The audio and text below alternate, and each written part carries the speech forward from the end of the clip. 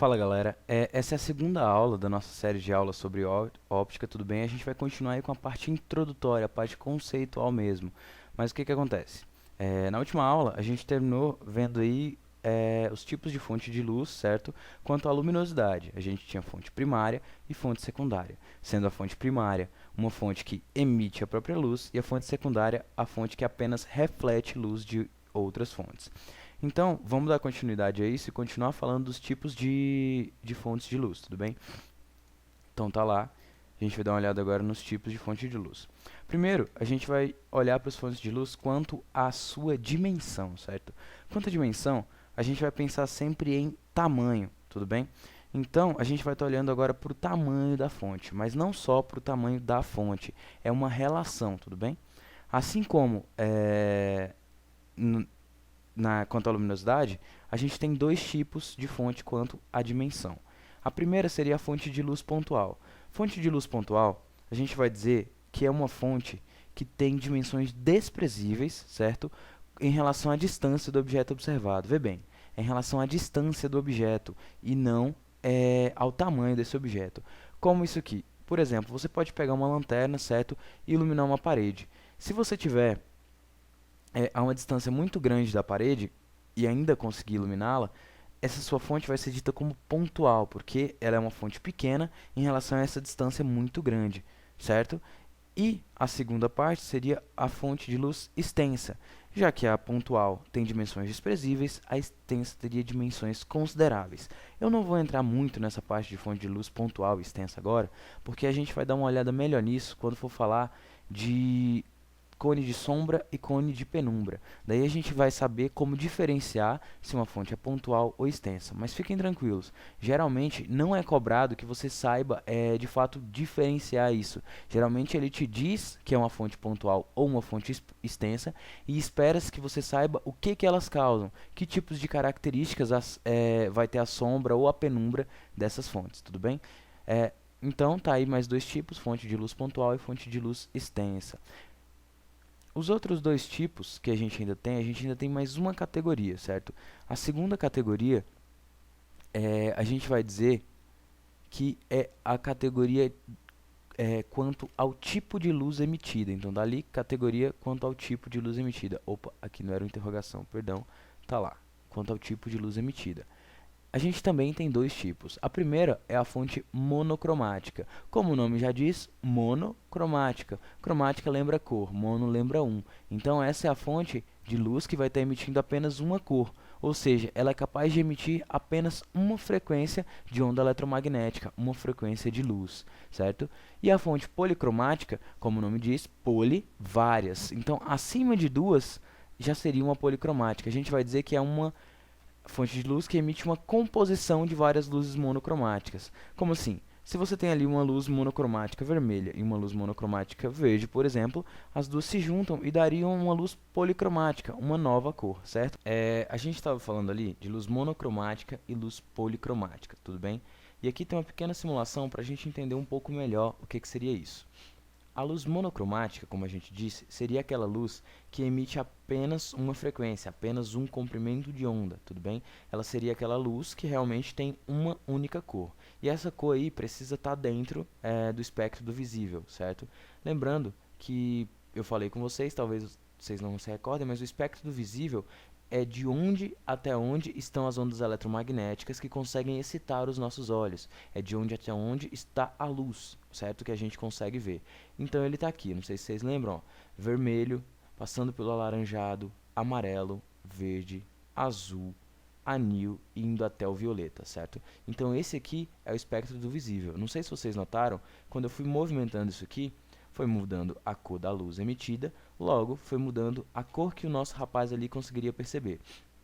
Enquanto está aqui no amarelo, ele está percebendo realmente a cor amarela, certo? Então é uma luz monocromática de cor amarela.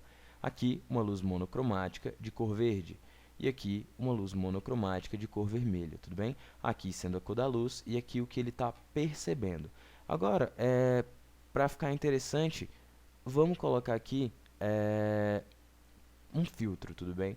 Eu vou ligar aqui e eu coloquei um filtro amarelo. se só está chegando a luz vermelha, lembra o que acontece quando a gente tem uma luz monocromática chegando em um objeto que não é capaz de refletir essa luz? Vê bem, o objeto aqui, o filtro é amarelo, certo? Logo, para ele ser visualizado, a gente precisa emitir sobre ele uma luz amarela, tá vendo aqui? Enquanto a luz era vermelha, ela não era refletida pelo objeto e o nosso carinha aqui não conseguia ver.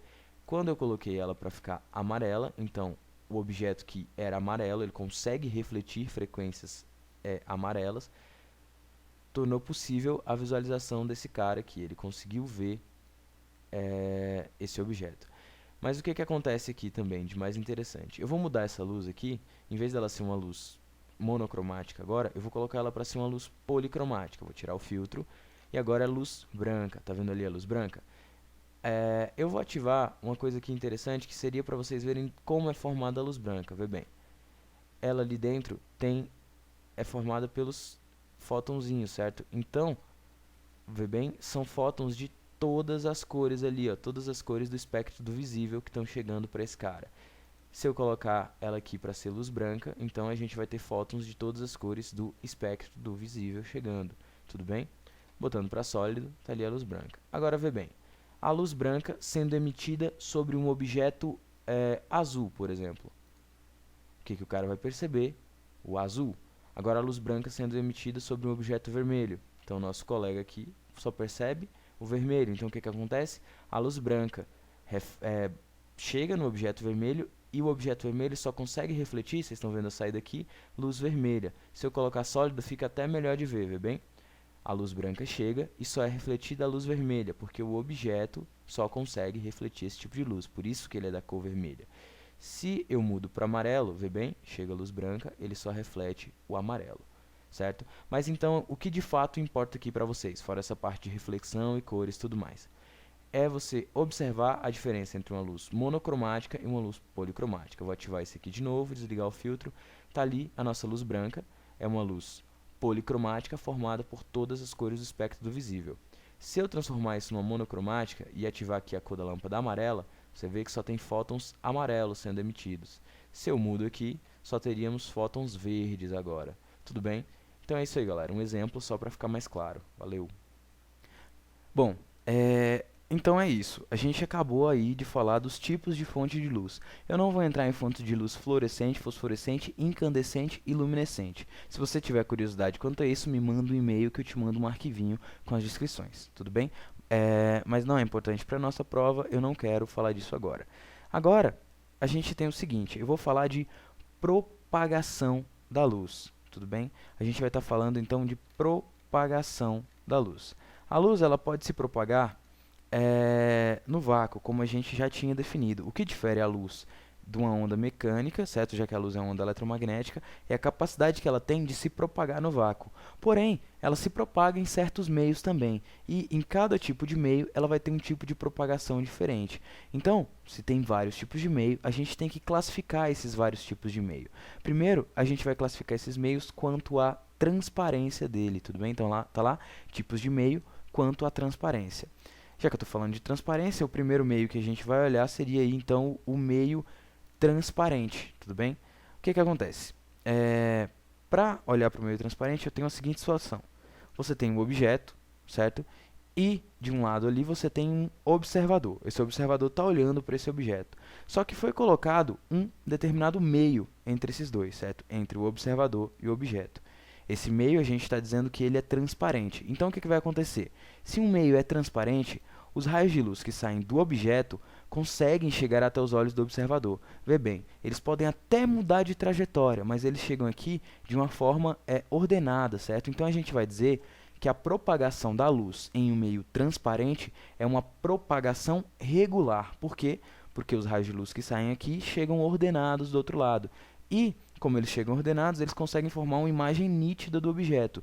Então, quando você olha através de um meio transparente, você consegue ver do outro lado um objeto com clareza. Um exemplo de objeto transparente são essas janelas lisas, certo? Essas janelas aí da escola mesmo. A gente olha através delas e consegue ver o que está do outro lado tranquilamente, certo? Então, está aqui a definição escrita. Meio transparente, então, seria um meio onde os raios de luz se propagam de forma regular e formam imagens nítidas. Beleza? Nada mais que isso. Além do meio transparente, a gente tem um segundo meio que é chamado de meio translúcido, tudo bem? Então tá aqui, a gente vai falar aqui do meio translúcido.